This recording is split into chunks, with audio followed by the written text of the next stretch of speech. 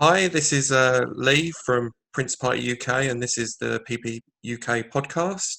I have the pleasure of interviewing Sam Jennings, art director and webmaster for Prince between 1998 and 2007. Did I get that right?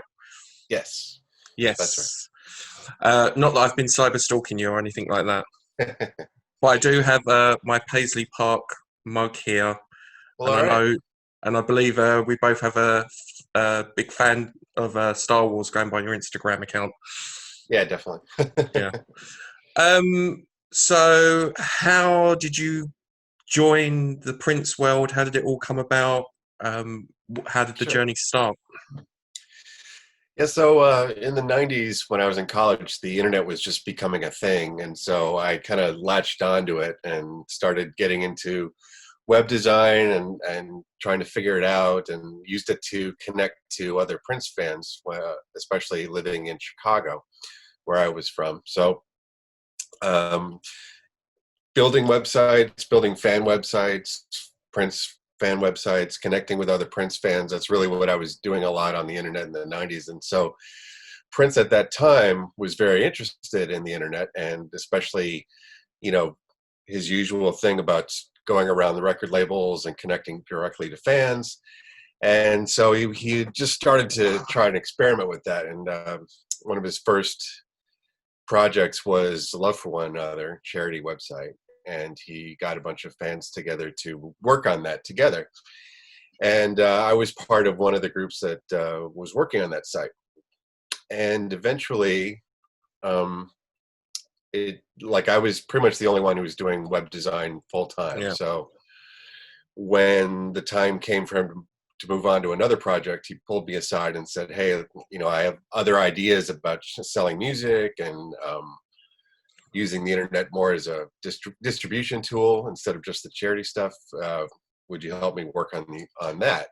And so that's when we started doing NPG Online LTV and then NPG Music Club. So that's really how it started. I just kind of knew fans in the community who were through doing web design, and yeah, got connected that way. I should have really give you the heads up before the interview, but my background is web design, graphic design, and Prince and his websites and some of your work was a big influence on me and the career path that I took. And That's I was awesome. I was very, very lucky, but I always loved what he done and what he envisioned. And I did a degree in graphic design and web design, and I ended up working in the video game industry. Right. But you saying about building websites and connecting with Prince fans, that's currently my job at the moment is, connecting with Prince fans and we've been very lucky. We've built up a really good community now. And what I've done from all the Prince stuff is I've built my skill set up by doing all of the stuff on this, as a fan, and it's helped me immensely. So when we talked about who would we like to interview for the podcast, you was like top of my list, and I was worried as Well, like thank if I you. spoke to you, I would be like I was worried that we would end up talking about Flash files and Adobe and HTML and Right. but everyone said, "Oh no, you'd be the best person to speak to him about." So, but yeah, I loved a lot of your work, so I'm a huge fan. So, Well, thank you. I apologize if I geek out at all. So, That's awesome. That's but good to hear. Thank you.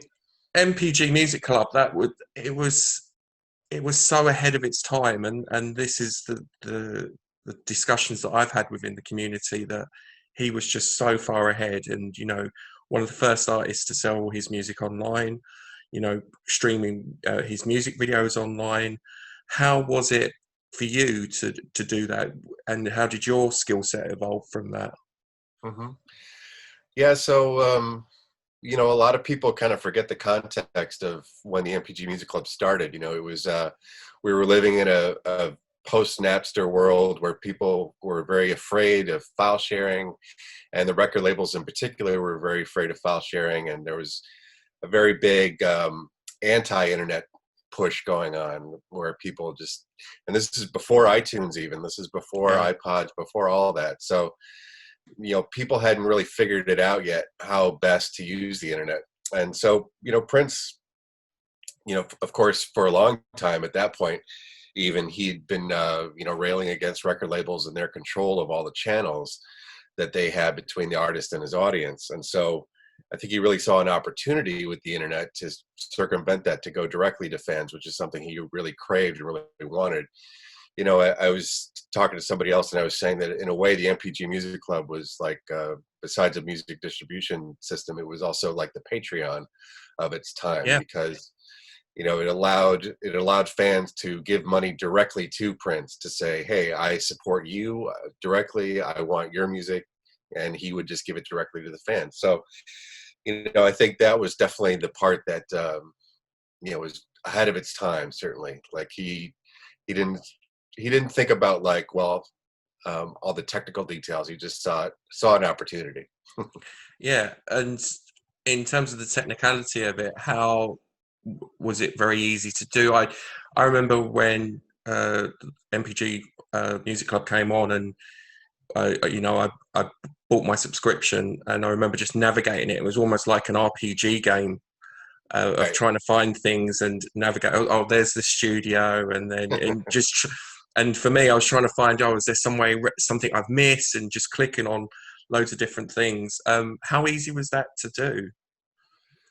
Well, it definitely evolved and changed. I mean, I think it was kind of a learning process for me too, to try and figure out what the best way to do it was. And we tried different models in different years and different formats. And the house idea, where you were walking around this space, that came about around the second year. And I think Prince had always kind of culturally been about creating a space, like creating another sort of universe, right? Like with his stage shows and with his movies. Yeah. And I think it was sort of the same thing. Like, he wanted to create this space where the MPG could kind of be and exist, and people could feel like they were, more connected to a community. So I think that's kind of where the ideas of the house came around. And technically, I mean, I think he really did want it to be like a 3D thing that you move around and zoom through. But the technology and this internet speeds just weren't there at the time. People forget that it was still a dial-up universe at that point. We didn't have broadband, and especially with an international audience. We had fans who were in remote areas that had very limited access, so we couldn't go too crazy with like huge Keeping the files. file And sizes down. Yeah. yeah. I can relate. And I can relate. yeah. Yeah, it's just it was just such a, and obviously you won a Webby award. Dare I ask, did Mhm. you get to keep it, or did Prince get to keep the Webby award? No, he actually got his own. So All right, he cool. uh, he got he got one for a Lifetime Achievement Award, and then he also got one for the NPG Music Club. And so I made sure that I got my own, and that he got his, and his stayed at Paisley Park, and mine stayed at my house. So I still have it. Yes. That's awesome. And You have to share a picture of that. I'd like to share that. It'd be quite kind of cool. yeah, I wonder if I have it sitting around. No, I don't think I do. But But that's the thing, though. For me, I don't think Prince. I don't know if you agree with me or not. I don't think Prince gets the credit for the, the what he achieved with his online presence. He opened the door. He was one of the very, very first, like you said, connecting to fans directly, and almost like the Patreon kind of model of fans funding him. And it was such a, he was definitely ahead of his time. And I don't think everyone's saying he's one of the greatest musicians of all time, but for his embrace of the internet and technology for that time, it was quite setting the standard. And I think a lot of people followed after that. I don't know if you agree with that or not.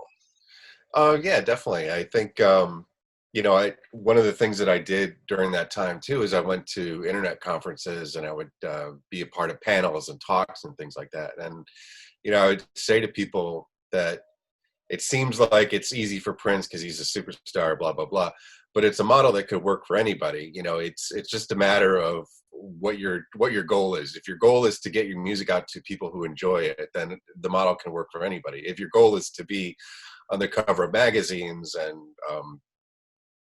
doing all these fancy red carpet things, that's a whole other game that is separate from that. So, that model of connecting directly to fans and selling music directly to fans, I think it could work for anybody. And certainly he was advocating that. He was advocating more artist control of their music, more artist control of what they're about, and less relying on record labels to do everything like how it used to be. And I think that has definitely changed now. I think artists have a lot more opportunities and a lot more choices when it comes to getting their music out. And how they distribute it. And obviously the Taylor Swift and the Spotify things that have happened, over the years and stuff like that. It's been definitely interesting. Yeah, definitely. You also had you worked on a lot of album covers and a lot of the artwork, and like one of my favorite tour books is the 21 Nights tour books. How did you go from the website stuff to the art direction stuff? Well, Prince and I, we over the years we kind of built up a working relationship, and it started very small, where I was connecting with him mostly through online chats and things like that, and then eventually, as we got more comfortable with each other, Steve Park was still around, and Steve was still doing great stuff.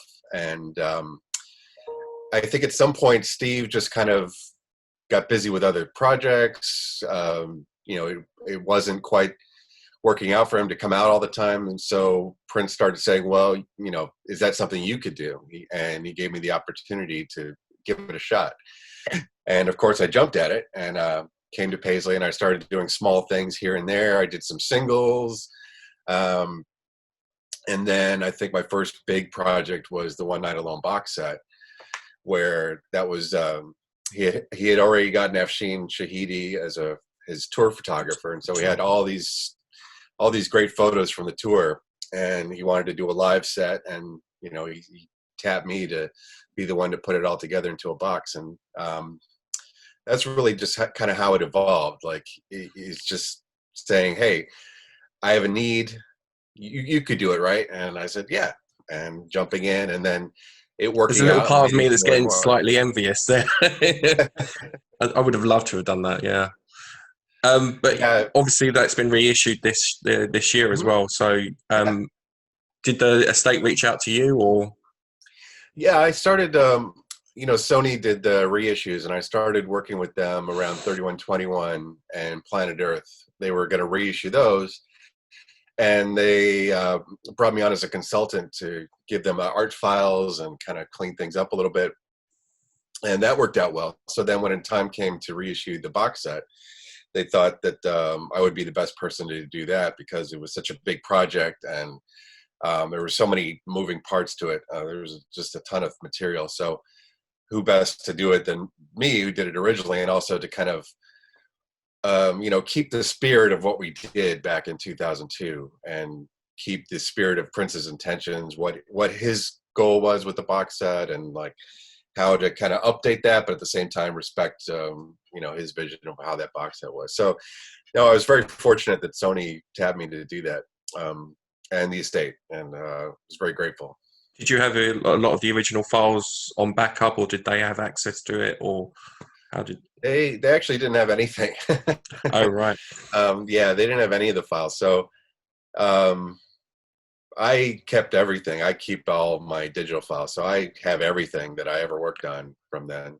It's a good working process. Yeah, and it's like every once in a while you have to move it to a new storage medium, because back then there were SideQuest discs and zip discs and all kinds of crazy things.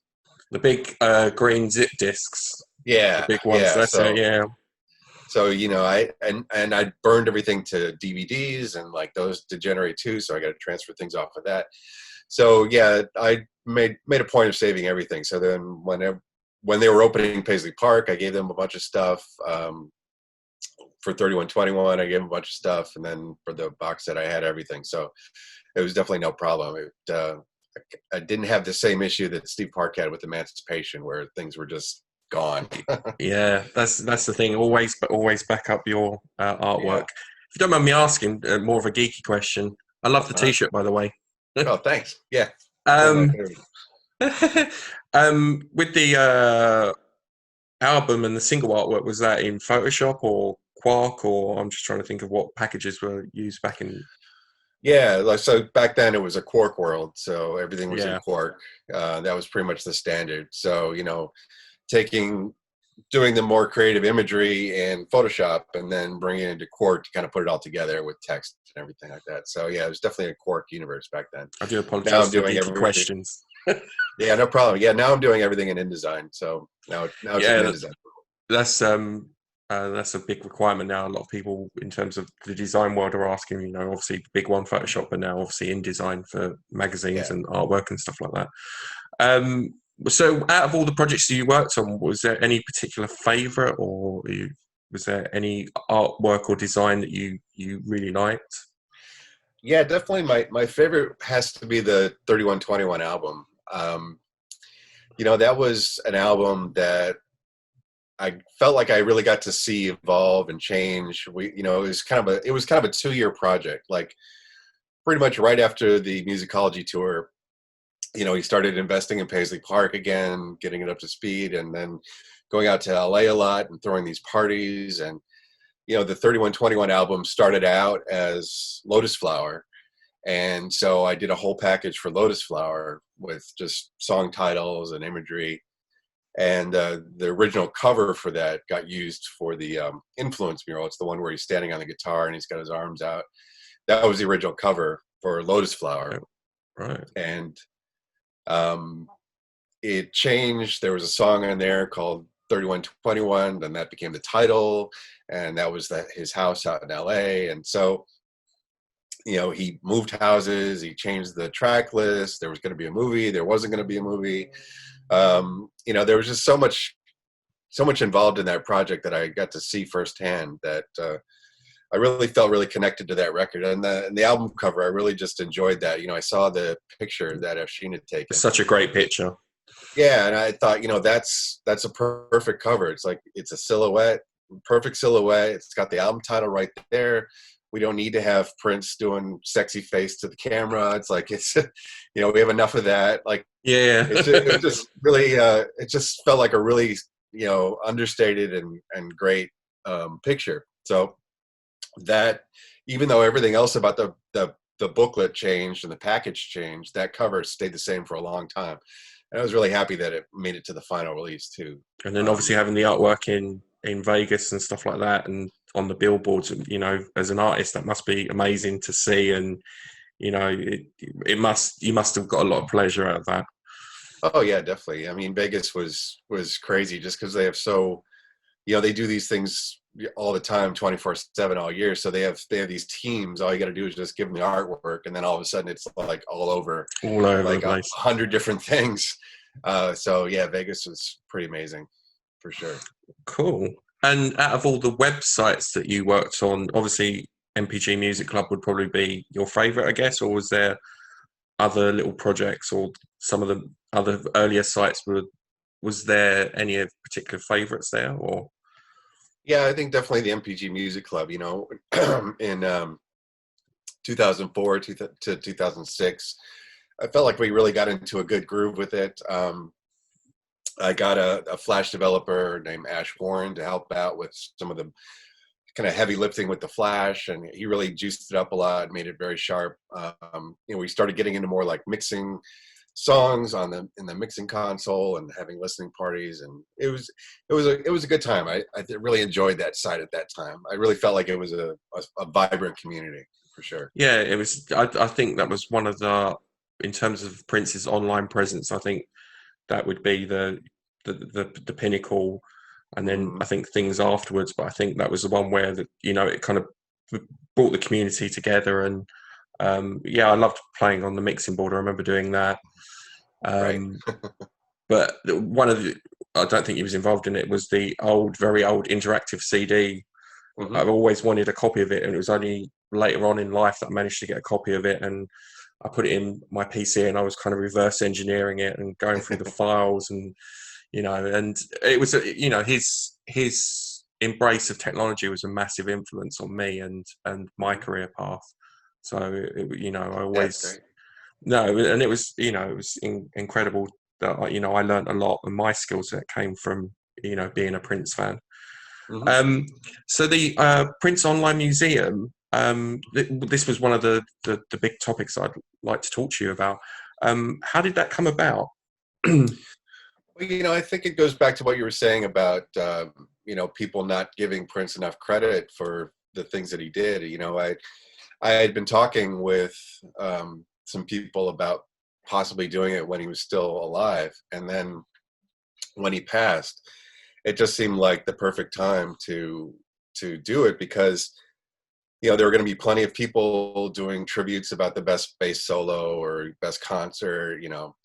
Of course, he deserves all that credit, but I wanted to be the advocate for this other part of his life, this other part of his culture.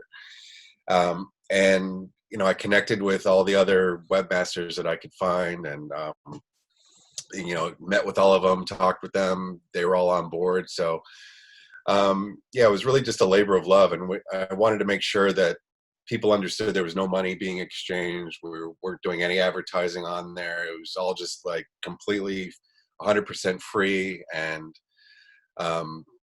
it was just put up there like as a museum. Like, we just want to show this is what Prince did. This is a sort of snapshot of a moment in time, and do little mini interviews with the people involved and talk about what the thought process was, and just really kind of draw attention to this is something that he did, that this was an accomplishment of his, and it can easily get forgotten under the waves of Purple Rain nostalgia and all that. Yeah. So I really, like I said, I really wanted to be an advocate for Prince's digital pioneering.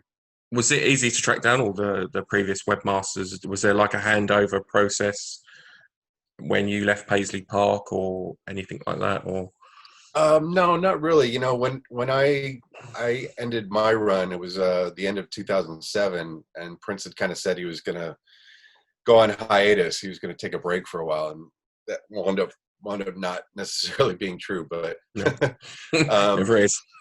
Right. But then no, he brought on the Lotus Flower guys after me, and I never talked to them, never met with them or anything like that. But an interesting thing happened after he passed. I think people really started reaching out, and I talked to a ton of people who I hadn't spoken to in probably 10 years, and met a lot of new people too. And so I reached out to these people, and I said, hey, we have this shared experience, we should meet up and talk about it. And so I came out to LA, and I met the guys who did the Lotus Flower, talked to them, and I met with some of the people who did work on projects in Minneapolis. And I think there was just this sense of like, since he's passed, and now it's a finite group of people who've worked with him, it's not going to get bigger, that we have this kind of shared experience. We have this sense of community of people who got to be a part of something.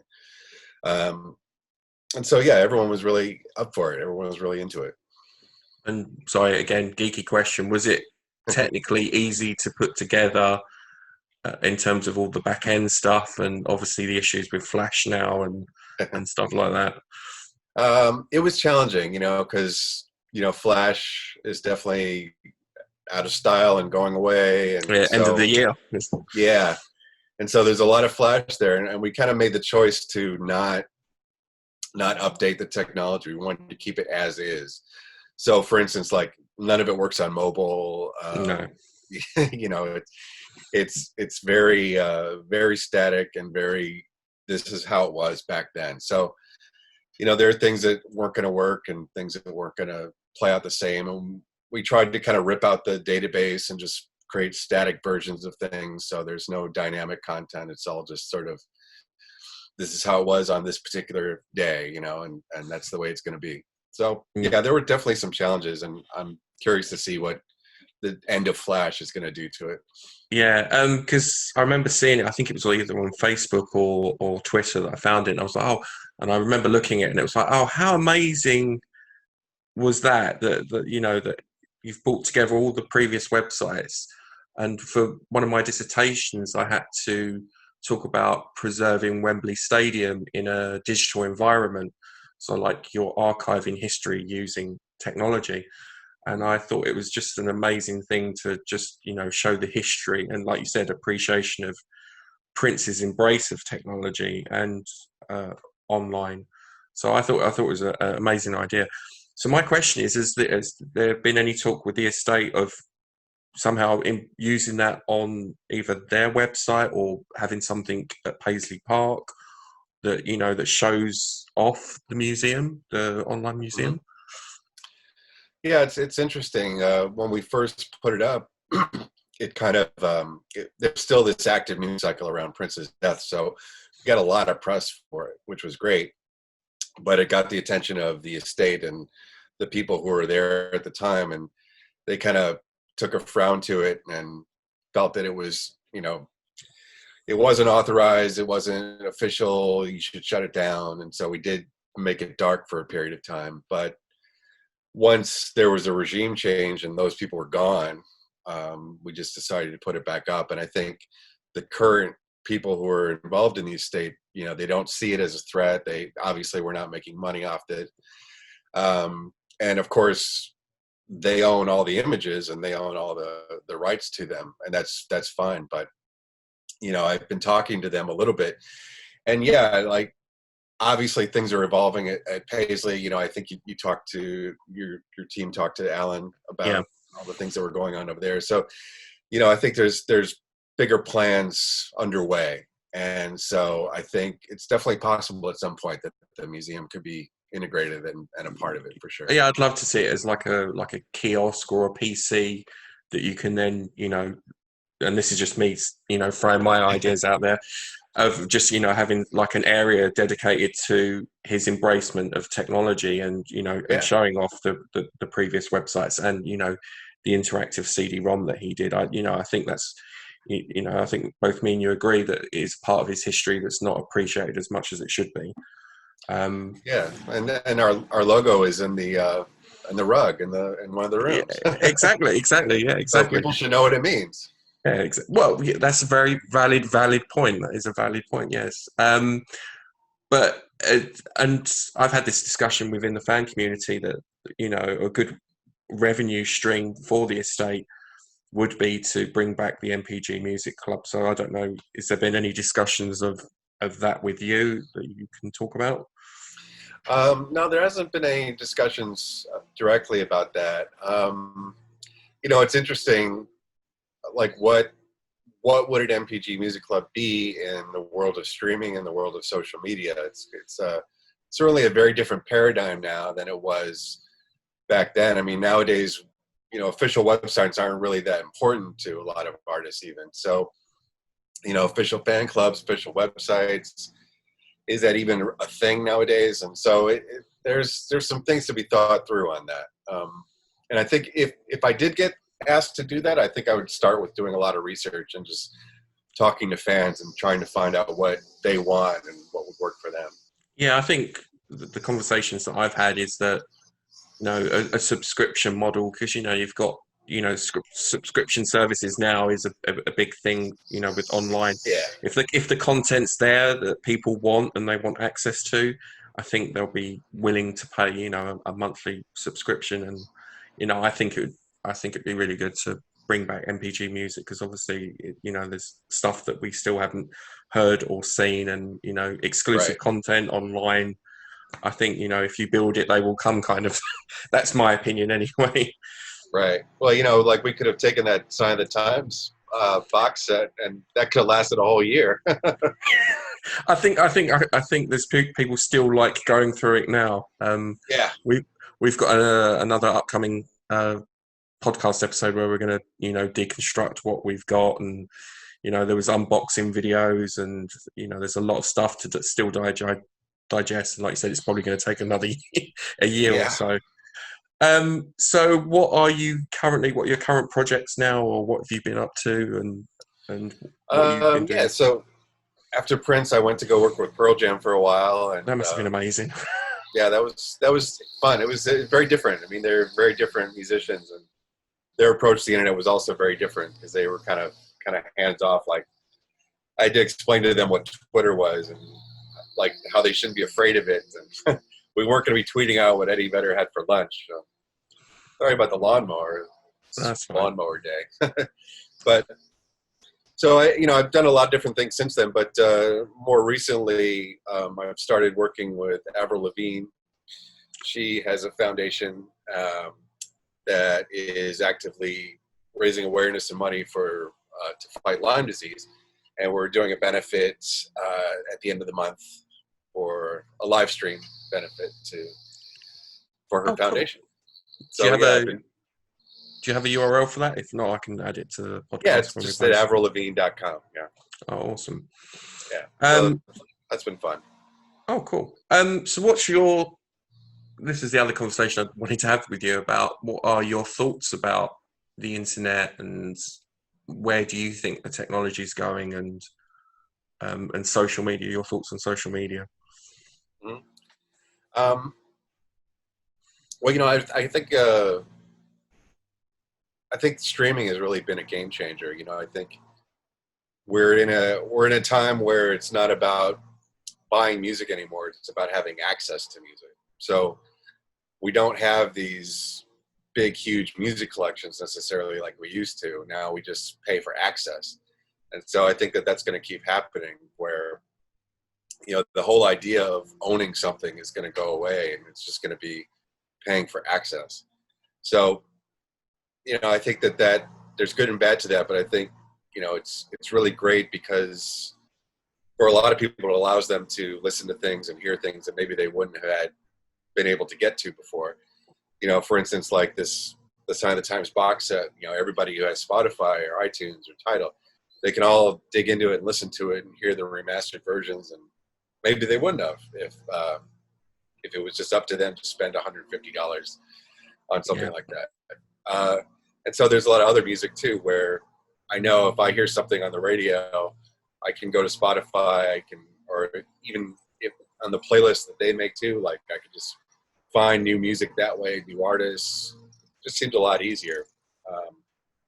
And I think social media is part of that too. I think, the communities that we had on forums and message boards, it's just so much easier to do it on Facebook and Instagram. And, I feel connected to a lot of people in a way that I hadn't in quite a while since the message board. There's kind of that gap there.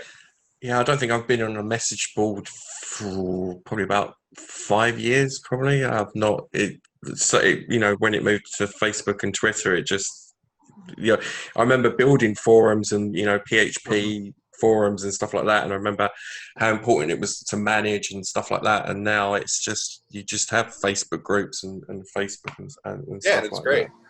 And you can connect with people that way.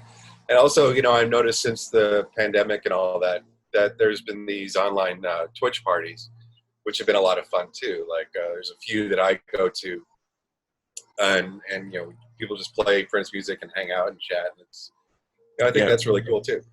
yeah. We did one a couple of months ago. We did an online streaming Twitch party because obviously we do Prince party events and stuff, Right. and a lot of our fans and our community were like, we want. Can you do something? So I managed to get some DJs, and it was like, oh, we can stream it on Twitch, and we did it on Twitch, and there was no copyright issues. Whereas Instagram and Facebook, there's as soon as the audio detects, it's cut off. Right. So yeah, and I think with the pandemic and everything, I think technology's evolved. I learned a lot just working from home and stuff, and there was certain things that I couldn't do, and I've kind of figured out during lockdown, which has been very interesting. But I think people have been a lot more productive, and I think technology has evolved, and who heard of Zoom before the pandemic? Right. It's new technologies and stuff like that. Yeah. Yeah. Um, For sure. Before I forget, I know one of my co-presenters wanted to ask about the Rainbow Children 2 artwork or the album, if there was anything you could talk about that. Yeah. So I know he'd gotten he bought that illustration of himself, the one that people know, that kind of very angular illustration. He bought that Yeah, illustration, and he contacted the artist to make one for his then wife Manuela. So he made one for her, And he gave it to me and he said, let's make that the cover of Rainbow Children too. And I said, okay. But I mean, that was pretty common where he would just kind of give me things and say, I just want to see what it looks like, do a mock-up of what a potential cover could look like. That happened all the time. And I would say at least 3/4 of the time, like, it didn't go anywhere. So that was one of those projects where he had me work up some artwork, but I never saw a track list. I never saw any music for it. If he'd recorded something, I never heard it. So that's really, for me, that's as far as it went. I just did that cover of the album, and that was it. Okay. In terms of going back to Prince, I always felt that he was very creative and he had a very good eye for art, and I felt that he was very good at art and he could be very, very creative. Was it very easy to work with him? Was it very easy to bounce off of him and the creative process? How was that with him? Mm-hmm. Yeah, I mean, obviously Prince cared a lot about his visual presentation. You definitely see that through his whole career, with fashion, with his tours, with his videos and movies. So, I always felt that, like, when it came to the graphic design stuff, if he knew Photoshop, like, I wouldn't be there, because, like, he would much rather just do it all himself. He had ideas, he had strong opinions, and he was more than happy to kind of sit there and, change this, change that, move that around. I like that font, I don't like that font. So he was very hands-on, and I think that our working relationship worked out really well, because I was willing to kind of defer to his vision. Like, I wasn't going to get a big ego about it and say, well, I think it should be like this, and argue with him. It was more like, well, if that's what you want, your name's going on it, so let's do it, and try to make something that he's happy with. So yeah, I mean, he was very involved, and I like that. I like people who are very upfront about their opinions. I don't like wishy-washy, or it's like, you like it, you don't like it, you hate it, you want me to do it over, I can handle that. Yeah, I've had things when I've designed stuff and you present it and they don't like it, but they don't tell you what they don't like or how you can fix it. And it's like you do Right. multiple designs until it's like, all right, they like that. So yeah, I can definitely relate. But I always said, and I've said this to other people in the community, that I feel that there was a graphic designer in him. Yeah. That could have been a career path for him. Obviously, we were granted with his musical genius, but I could, his whole career, I could always feel that he had a graphic design and a very good eye for detail, and even the smallest detail. So yeah, is there anything else you would like to? Is there anything else that you've got coming up, or anything apart from? No, that's about it. Hopefully I'll continue that relationship with Sony, and we can do more reissues. It'd be great if they put out the Chocolate Invasion and Slaughterhouse CDs. Yeah, that was what I was going to ask. Is that, yeah, it'd be great to get, because obviously it was digital. It'd be great to see them come together as some package as well. Yeah, I'd really love to put together something, kind of an expanded thing where, I could sort of put together a whole package with it, where it talks about the club and shows some of the sketches of how these things evolved, and just talks about that period of time. It'd be great if they are up for that project. Hopefully they are. Well, hopefully they're listening, so I'm sure it might happen. It's been an absolute pleasure. Do you want to give out your website details and your social media details so people can follow you? And yeah, people can always go to my website at samjennings.com, and everything's there. Or you can find me online at samjennings3000 on Instagram, and Facebook. So yeah, that's samjennings.com is where I'm at. And that's where I've been cyber stalking you. All right. All right. Thank you, Sam. It's been an absolute pleasure. And sorry if I was geeking out too much, or no problem. You're great. You've been a hero of mine.